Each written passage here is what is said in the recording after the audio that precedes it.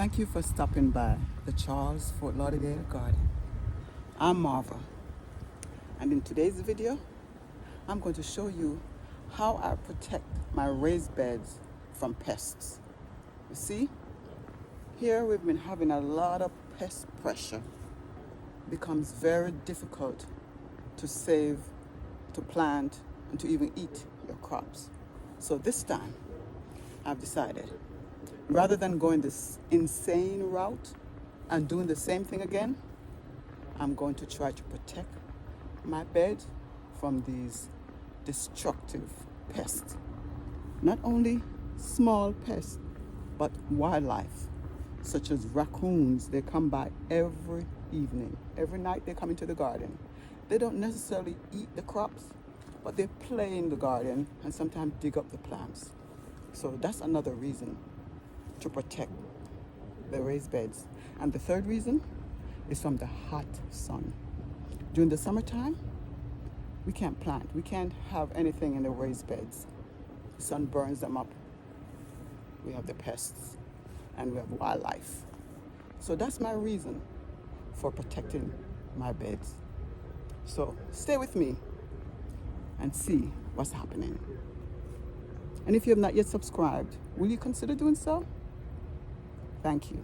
And to all those who are always here, I really appreciate your time, your view, your comments, and your thumbs up. And by the way, if you have not yet given a thumbs up, go ahead. Do it now. So this right here are tubings. I got them at my local Home Depot store. They cost about $2.72 for each one. You know, I was looking for something that is flexible, and I was referred to this in the store. This is called Pest-Proof tubing. See if you can see that.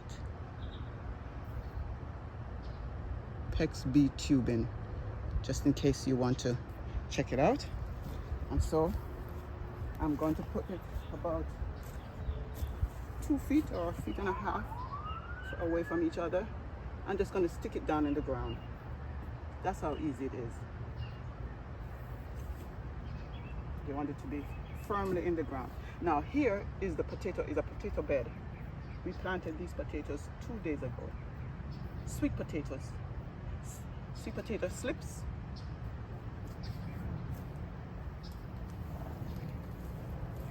I was going to use six of these, but I probably only need 5.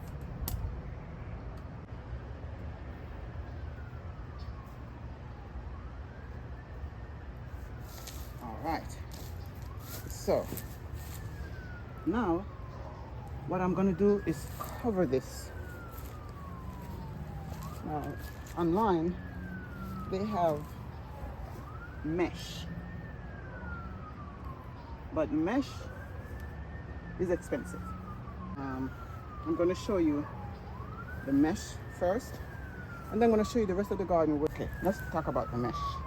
This is the mesh that I got online, but you can also use a tool that's bridal veil. And if you have not yet seen my video on how I protected my potted plants, that's what I've used. So I've bought these first to use in the beds, but then I discovered that it'd be much cheaper to go with the tool. So,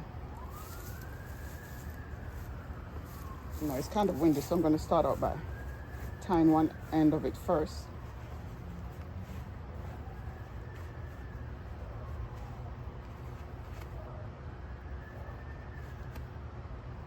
Tied it.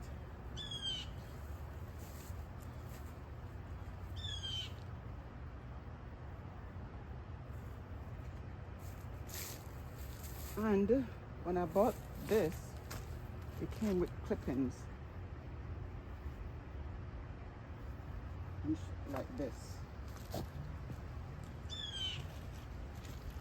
These are the clippings that it came with to clip it to the bed. But I find that clothespins work even better. So you're supposed, I find that the raccoons stay away from it.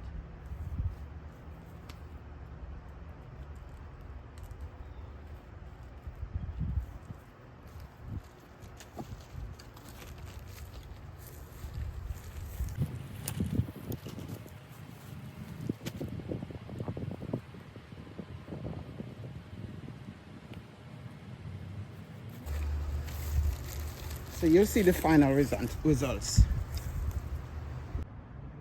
So this is how it turned out. And I know that in this case it's for this one is for the raccoons that come by overnight. They won't go in here. All right, so now I'm going to show you the rest of the garden, the raised beds. And for those who did not see the potted plants, I'll show you that too. Here's another type of covering. This one is an easy one, and they have spokes right in the corner to keep it down in the four corners. So there's one here, and these are collard greens. And over here we have cabbages, Chinese cabbages, and bok chow. Yeah. And this is what it looks like. And over here are, notice I did not cover the tomato plants here because they need pollinators. No, you don't have to, but I would like the pollinators to come by for the tomatoes when they flower. And here are string beans. The string beans. Pests like to eat up the string beans. So these are coming up nicely. They were planted about 10 days ago. Over here I have some more tomatoes. I have peppers and cucumbers. And like I said, I want pollinators need to come over here, especially for the cucumbers, the peppers. Yeah. See, some of the tomatoes already has flowers on it. And under here are some more brassicas. Let me open it. And we've had this one covered for about a week now, and nothing is under it. Kale.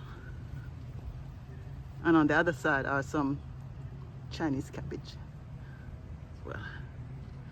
So when we're ready to water it, we just take it off on water, or if it rains or the sprinkler comes on, it stays on. See, it happened earlier, last night I should say. Yes. So that's what the raised beds look like right now. Those that need protection. I hope you're inspired to do something about yours if you have the same problems. But you know, I know I had to do something. Couldn't do the same thing again because it was horrible this past summer. As promised, this is how I protected the potted plants.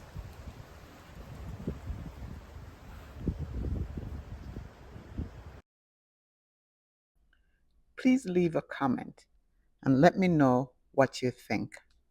I hope you're inspired to do something about your garden. Do not give up. Don't let the pests win.